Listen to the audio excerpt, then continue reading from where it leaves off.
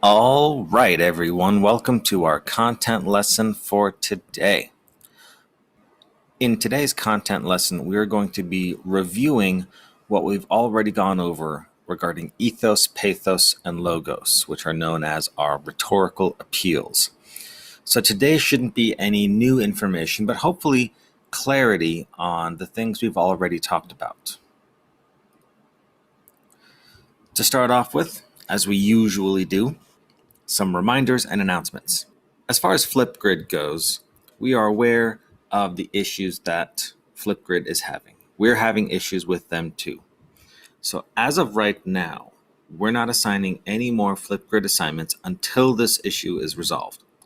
Also, we will not be putting any of the grades into Gradebook until this issue is resolved and everyone has had a chance to get all their videos done. Next, we need to talk about no red ink. Many of you have completed the diagnostic and have at least started the argumentative writing practice assignment on no red ink. However, if you have not done either one of those two things, you need to get them done quickly. At the end of this week, both of those assignments will disappear and you will not be allowed to complete them. Lastly, if you have any questions or you're having difficulty with anything, please send us an email. All right, our learning intentions for today remain the same. How to identify and use evidence and the 3 rhetorical strategies. How you are going to show that you've learned this is completing tasks on no red ink, completing worksheets, identifying the skills. You'll have paragraph response checkpoint assessments coming up, and at the end of this unit, you will write an argumentative essay showing all of these skills. We've already gone over why you need to learn this. If you go to a job interview, you are going to have to convince someone to hire you. So let's talk about ethos for a minute. Ethos is the Greek word for character. Not like character in a story or in a novel, but rather your character, the person that you are. Ethos is about the source's credibility or their authority on a topic. Are they trustworthy? Are they educated? Are they reliable, credible, honest, fair, and respectable? Right? Do they give us reasons to believe them, their character? Examples of ethos are client testimonials. If you've used a product for so many years and you can say, yes, I've used it and it works, that makes you credible. Success stories, personal expertise, and experience. If you have experience in something or you have studied something extensively, then you can use that to put ethos into your argument.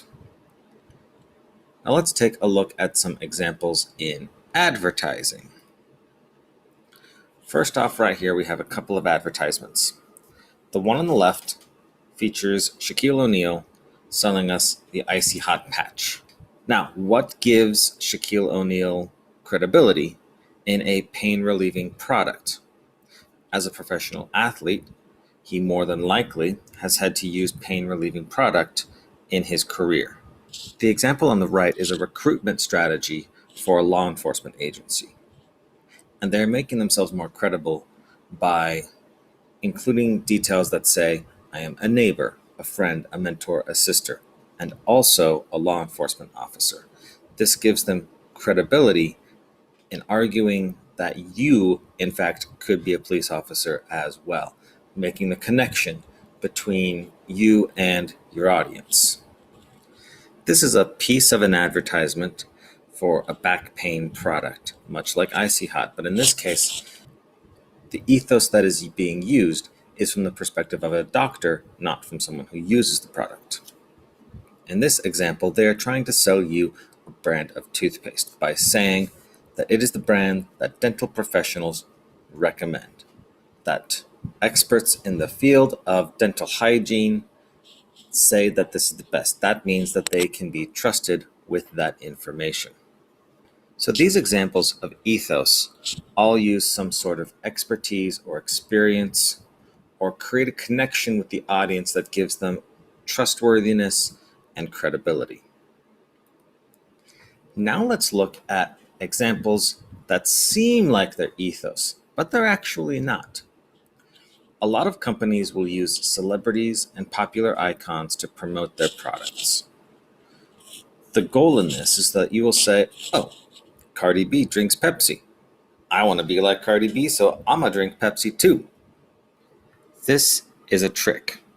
It's a very common trick, but a lot of companies try to trick you into using a source that is not trustworthy and not credible, but you think they are just because they are well known. So don't be fooled. Next up, we got to talk about pathos. Pathos is the Greek word for suffering or experiencing something. Pathos is an appeal to the audience's emotion, specifically their capacity for empathy, being able to feel for someone. They want you to care about the subject matter by building an emotional connection between you and the topic. A lot of different emotional appeals can be used. Some of the strongest are love, pity, patriotism, hope, jealousy, anger, and fear. So let's look at some examples in advertising of how pathos is used. This advertisement is for a beauty product, and the emotion that they're trying to get the audience to feel is fear or jealousy. In this advertisement, they are focusing on fear and sympathy, trying to get you to feel afraid for what might happen to your children by looking at this image. This is an example that you might have seen a lot on TV or billboards or other advertisements. It is the dog behind the bars of a cage.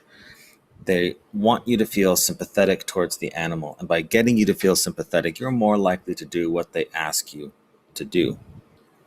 This advertisement takes a different approach than the others. It says, comes in a wide variety of colors except green. That's reserved for your neighbor's face. What they're implying is that by buying this product, your neighbors will be jealous, and it'll give you that sense of satisfaction, that smug feeling, getting able to walk around and everybody else hating on you because you got something that they want. Our third rhetorical strategy is logos, simply the Greek word for word. Logos is the logic or the reasoning that you use to support a claim. It's very factual. It uses a lot of statistics. Anything that is studied, anything that is measured, anything that can be scientifically proven is logos. So let's look at some examples in advertising for logos. First off, we've got Cheerios. Cheerios trying to get you to buy their product by using the logic that you can lower your cholesterol by 4% in 6 weeks. This is a measurable statistic. They put in an actual percentage and a time frame, something that can be measured. This is appealing to the audience's sense of logic and reasoning, something that needs to make sense. In this advertisement, they bring up the statistic that 1 in 4 adults struggle with a treatable mental health condition. By bringing up this statistic, they make it impossible for the audience to argue that a problem doesn't exist. This is their proof. This is their evidence. In this advertisement, they're trying to convince you to buy organic instead of regular grocery store produce by bringing up statistics and facts of the different types of pesticides that are used in the different ways that these foods are altered when they go to the grocery store. For your introductory assignment, you'll need to go to Google Classroom and find the assignment named Identifying Ethos, Pathos, and Logos. You'll need to follow the instructions for the assignment. And don't forget that our Zoom takes place 45 minutes after the start of class. See you there.